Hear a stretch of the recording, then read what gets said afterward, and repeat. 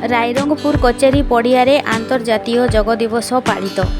आज सकाळ 7टा समय स्थानीय कचेरी पड़ियाठारे प्रशासन तरफर बामनघाटी उपजिलापाल सरोज कुमार दासंक तत्वावधान आंतर्जातीय योग दिवस पालित हो जाइछि। तांको सहित कार्यक्रम में ओडिशा सरकारक जंगल परिवेश मंत्री गणेश राम सिंह खुंटिया सम्मानित अतिथि भावे जोग देथिले। एहा परे निमंत्रित अतिथि मानक द्वारा आनुष्ठानिक भावे कार्यक्रमर शुभारंभ करा जाई योग आरंभ करा जायथिला।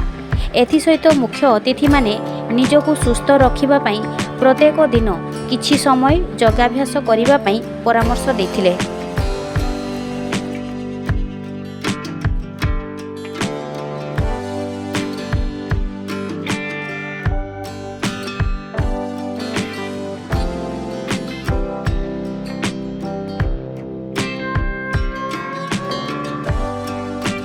आप देख रहे हैं ट्राइबल न्यूज, हमेशा सच के साथ।